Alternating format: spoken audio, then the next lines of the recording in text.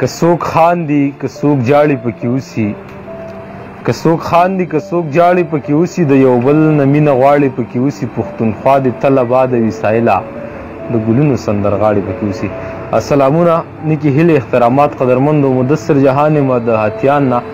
او تاسو ګورئ پرمولو پښتو ادبي ټولنه د ثوابۍ نه په هغه بڼه در سره یم. قدرمندو دغه ټولنه دغه کې چې کم ملګري دي او د دغه کومه هڅه ده کم زیار دی د دغې ټولنې د ملګرو نو هغه هم د پښتو د پرمختګ دپاره دی د پښتو د مخکې کولو دپاره دی. هغوی هم غواړي چې دغه خپلې مورنۍ ژبې خدمت وکړي. موږ ډېر زیاته مننه کوو خوشحاله یو ورته چې هغوی په دغه خاوره باندې دا ټولنه جوړه کړه نوې جوړه کړې ده نو چې ټول موږ رایوځای شو او دغه ټولنه سپورټ کو دغې له مرسته ورکو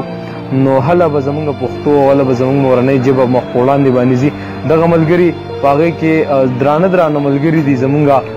د هغې صدر چې کوم دی مومن خان مومن صاحب د هغوی هم بلا مننه کوو او چې دغه ټولنه به دغه ځای کې جوړه کړې ده او دې کې زیاته منډه ترړه زموږ ملګري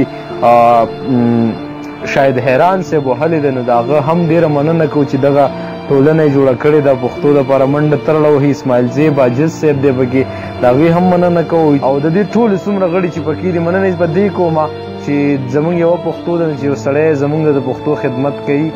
نو موږ له پکار دی چې د هغوی مننه وکړو د هغوی ستاینه وکړو هغوی له سپورټ وکړو. هر چېرته چې ښاد آباد او بریالي اوسئ.